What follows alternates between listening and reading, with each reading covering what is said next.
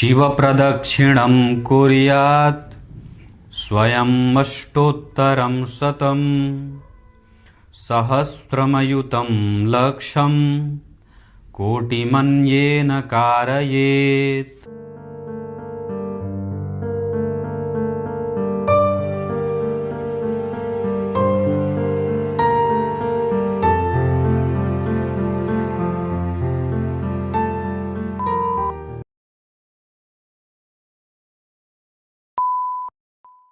प्रिय दर्शकों नमस्कार, एक बार फिर से उपस्थित हूँ आप सबके सामने बुधवार के कार्यक्रम में। आज आपसे चर्चा करने वाला हूँ। मुझे प्रतिक्रिया में किसी दिन किसी एक मेरे नियमित दर्शक ने एक प्रश्न पूछा था कि हम किसी भी व्यक्ति की कुंडली को देख करके उसके चरित्र का आकलन कैसे करेंगे, कि वो कैसे चरित्र का है, या व्याभिचार में कितना लिप्त रहने वाला है, वो एक पत्नीव्रता कितना रहने वाला है, वो एक पतिव्रता कितने रहने वाली है। इसका शास्त्र में कहाँ से किस बात का उल्लेख है, आज आप लोगों को इसी महत्वपूर्ण विषय पे ध्यान लेकर के आने वाला हूँ। शुरू करते हैं आज का कार्यक्रम। कहीं नहीं जाना है। इससे पहले कि कार्यक्रम शुरू करें, जय श्री कृष्ण आवश्यक रूप से अभी ही लिख दीजिए। शेयर का बटन भी जरूर दबा देना चाहिए, शेयर करिए। आइए, राशिफल का कार्यक्रम मिथुन राशि तक मैंने बना दिया है। वार्षिक राशिफल कर्क राशि का जो कार्यक्रम मैंने बनाया है वो इस चैनल पे नहीं डाला है, वो राशिफल विथ नकुल पाराशर वाले चैनल पे डाला गया है। देखता हूं अगर बनेगा तो इस पे भी डाल दूंगा। आइए विषय पे लेके आता हूं। सबसे पहले बात करते हैं कि किसी भी व्यक्ति का जो चरित्र निर्माण होता है उसमें कौन से ग्रह का सबसे महत्वपूर्ण योगदान होता है। कौन सा ग्रह अगर जिस व्यक्ति की कुंडली में मजबूत है तो उसका चरित्र निर्माण बढ़िया कहा जा सकता है। उसमें सबसे पहले लग्न पे पड़ने वाले ग्रह की दृष्टि। आपकी कुंडली के लग्न को कौन सा ग्रह देख रहा है? गुरु देख रहे हैं, शुक्र देख रहे हैं, चंद्रमा देख रहे हैं, मंगल देख रहे हैं, राहु देख रहे हैं, केतु देख रहे हैं, कौन देख रहा है? जो ग्रह देखेगा वो अपने ही जैसे प्रवृत्ति वाला बनाने की कोशिश करेगा। गुरु देखेंगे तो गुरुता देंगे, स्वभाव को लेकर के गंभीर रहेगा। शुक्र देखेंगे तो सुंदर बनाने के साथ साथ वो स्वभाव में कामुकता भी उसके रहेगी। चंद्रमा देखेंगे तो इमोशनल बनाएंगे। सूर्य देखेंगे तो प्रतापी बनाएंगे या सैद्धांतिक लक्षणों से युक्त बनाएंगे। मंगल देखेंगे तो रिस्पॉन्सिबल बनाएंगे, वो संबंधों को लेकर के काफ़ी जिम्मेदार रहेगा। बुध देखेंगे तो उसमें बालकपन रहता है, वो थोड़ा ढूलमूल सा रहता है। पर वो विवाह को लेकर के कैसा रहने वाला है? वो एक पत्नी व्रता है या विवाह के बाद भी उसके एक्स्ट्रा मैरिटल अफेयर रहेंगे? वो भगवान राम की भांति एक पत्नी व्रता कैसा है? इस बात का आकलन कैसे किया जाए? मैंने इस पे भी बहुत सारे कार्यक्रम बनाए हैं, पर ये एक सिद्धांत है जो आप लोगों को ये समझने में मदद करेगा कि सामने वाला आपके संबंधों को लेकर के कितना सीरियस है।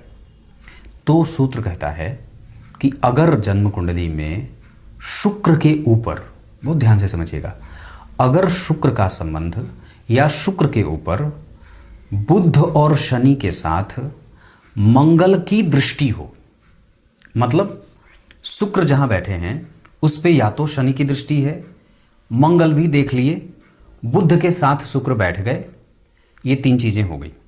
या जन्म कुंडली में मान लीजिए पंचम भाव में शुक्र बैठ गए, बुध भी उन्हीं के साथ बैठे हैं, शनि भी उनके साथ बैठ गए, या तो शनि की दृष्टि पड़ गई या मंगल की भी दृष्टि उन पे पड़ गई। और एक सिद्धांत जो इसके साथ ही लागू होना चाहिए कि उस व्यक्ति की कुंडली में सूर्य के ऊपर गुरु की दृष्टि होनी चाहिए। तो ऐसे लोग जिनकी भी कुंडली में ऐसा सिद्धांत थोड़ा बहुत भी अगर सटता हुआ भी लागू हो जाए तो ये बात आप कह सकते हैं कि वो व्यक्ति अपनी पत्नी को छोड़ करके या अपने पति को छोड़ करके वो किसी दूसरे को देखने में दिलचस्पी उसकी नहीं होती, और वो बहुत ही ज़्यादा सपाट हृदय का, उदार मना, कृतज्ञ और व्याभिचार से मुक्त पुरुष या स्त्री होता है। शुक्र अगर बहुत ज़्यादा प्रबल हैं, मतलब एक्टिव हैं, उच्च के हैं, उस पर मंगल की दृष्टि पड़ गई और गुरु ने सूर्य को नहीं देखा है। मान लीजिए मैं आपको उदाहरण देता हूं कि मान लीजिए शनिदेव यहां बैठ गए, शुक्र भी यहीं बैठ गए, बुध भी यहीं बैठ गए, मंगल यहाँ बैठेंगे तो अपनी 8वीं दृष्टि से यहाँ देखेंगे, और मान लीजिए चतुर्थ स्थान में सूर्य बैठ गए और गुरु यहाँ से बैठ करके उनको देख लिए, तो ये जो संबंध बनेगा ना, ये व्यक्ति को एक पत्नी व्रता या एक पति व्रता बनाएगा। ये माना हुआ सिद्धांत है। दूसरा कि अगर मान लीजिए कि शुक्र यहां बैठ गए, इस सिद्धांत को हटा देते हैं। अब कब व्यक्ति विवाह के बाद भी इधर उधर देखता ताकता रहता है? शुक्र मान लीजिए 12वें भाव में बैठ गए और उस पे मंगल की दृष्टि पड़ गई, यहां से शनि की दृष्टि पड़ गई, ठीक है, और यहां केतु बैठ गए और यहां पे अन्य कोई और एक ऐसा ग्रह बैठ गया जो नीच का है, या मान लीजिए यहां पे सूर्य नीच के हो गए या चंद्रमा यहां नीच के हो गए, ठीक है। तो अब ये जो स्थिति बनेगी, ये व्यक्ति को एक्स्ट्रा मैरिटल अफेयर में ले जाने वाली बनेगी, क्योंकि शुक्र जब उच्च के होंगे, उनका प्रभाव और प्राबल्य बढ़ेगा, तो व्यक्ति अपने चरित्र का भी परवाह कई बार नहीं करता, अपने माता पिता के द्वारा पूर्व में दिए गए संस्कारों की भी अवहेलना कर देता है और प्रेम को ही वो संपूर्ण मान बैठता है। अभी कल परसों मुझे कमेंट में किसी ने लिखा था कि पंडित जी आप एक विषय वैसा बनाइए कि व्यक्ति प्रेम विवाह करे तो किन किन बातों का ध्यान रखे, या प्रेम विवाह करना कितना सही है, उसमें हमारे धर्मशास्त्र में कौन सी बातें लिखी गई हैं। जल्दी उस पर कार्यक्रम लेके आऊँगा जो यूनिवर्सल होगा। पर हमारी कुंडली के अगर ये 2 ग्रह ऐसे 3-4 ग्रह बैठे हों, तो मैंने पूर्व में जो बात कही आप उसको देख लेंगे फिर से, कि अगर शुक्र उच्च के नहीं है, कहीं बैठे हैं, बुध के संग, शनि के संग, उस पे मंगल की दृष्टि पड़ जाएगी, या पंचम भाव पे ही अगर शुक्र शनि बुध मंगल आदि ग्रहों का प्रभाव है, या सूर्य के ऊपर कहीं से भी गुरु की दृष्टि पड़ रही है, तो व्यक्ति अपने चरित्र को लेकर के काफी सजग होता है। वो नहीं चाहता है कि उसके चरित्र का दोष उस पे लगे, वो नहीं चाहता है कि उसके चरित्र का हीनता का दोष उसे लगे। ये बहुत सामान्य कार्यक्रम नहीं हो सकता है, ये बहुत ही महत्वपूर्ण और विशेष कार्यक्रम हो सकता है कि हम जिसके साथ संबंधों में हैं, वो कई बार वो होता है ना, जैसे कि बाहर से, तो मेरे पास एक कुंडली आई थी, वो कुंडली थी उत्तराखंड से, हरिद्वार से, वो एक जातिका की कुंडली थी। उनका संबंध, वो दिल्ली में रहती थी, तो किसी अमृतसर के किसी व्यक्ति, किसी बच्चे से, किसी लड़के से उनका संबंध हुआ, मतलब उनकी मैत्री होती है। वो मैं जब दिल्ली मिलने गया था तो वो मुझसे मिलने आए थे, तो उन्होंने कहा कि पंडित जी मैं अभी इस लड़के से मैं विवाह करना चाहती हूँ, तो कैसा रहेगा इनके साथ विवाह करना मेरा। मैंने उनको कहा कि आप, वो मुझसे मिले थे अक्टूबर या अगस्त में मिले थे, शायद अगस्त या जुलाई में मिले थे, मुझे ठीक से याद नहीं है, पर दिल्ली में मिले थे। वो लड़की मिली थी, लड़का नहीं मिला था। लड़के की कुंडली उन्होंने दिखाई थी। मैंने कहा कि आप इस लड़के पे 2024, याद करिए, 2024 के फरवरी के बाद आपका संबंध इसके साथ चलेगा ही नहीं, टूट जाएगा, या कुछ ऐसी बातें इसके बारे में आपको पता चल जाएंगी जो बहुत ही भयंकर और बड़ा बुरा हो जाएगा। तो जून का महीना था, तो उनको 5-6 महीने इंतजार भी करने थे, तो बोले ठीक है। 5-6 महीने तक दोनों ने मैत्री अपनी अच्छी चलाई।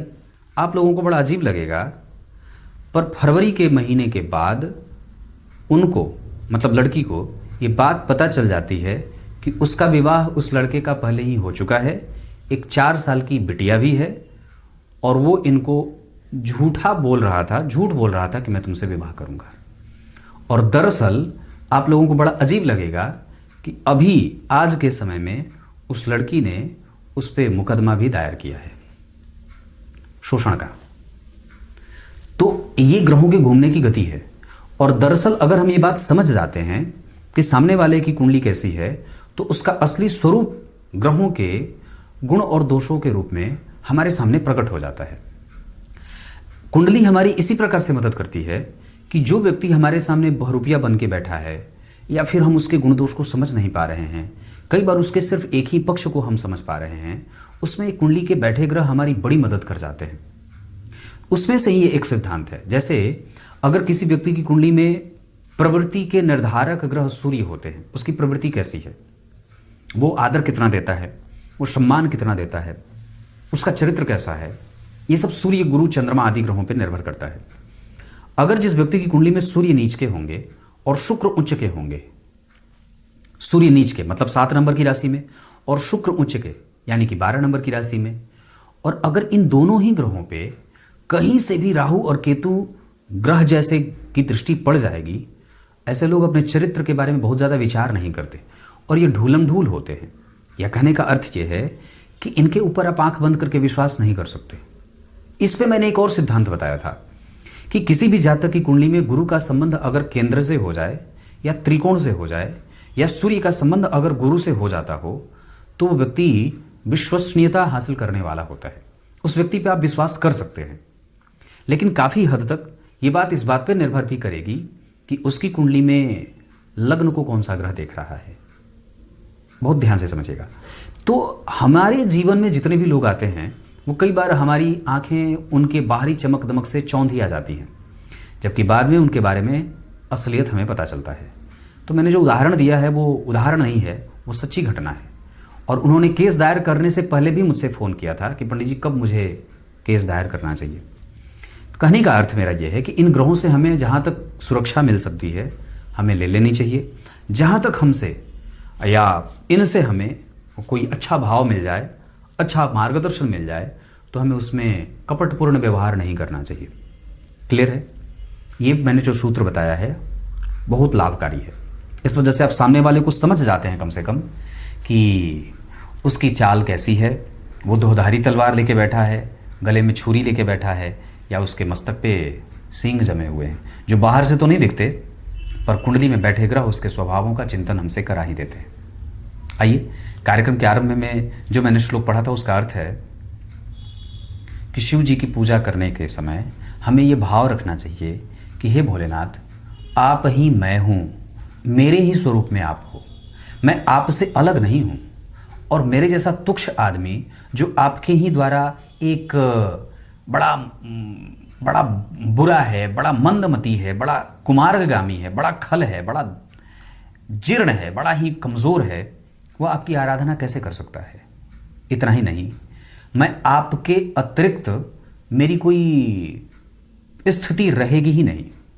और ज़रा सोच के देखिए कि ऐसा भाव रख करके जब आप अपनी दीनता का प्रदर्शन करते हैं, अपने मनोभाव में अपने अंदर ऐसा दीन भाव लाते हैं, अपने आप को दरिद्र बना देते हैं, तब जाकर के भगवान से प्रणाम करने पे भगवान का आशीर्वाद मिलता है और हमें वास्तविक लक्ष्यों से हमारा वो दर्शन करा देते हैं।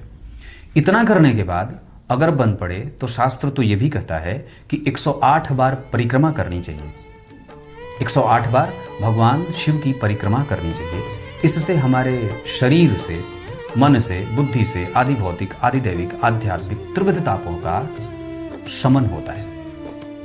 क्लियर है? तब तक के लिए बहुत बहुत नमस्कार।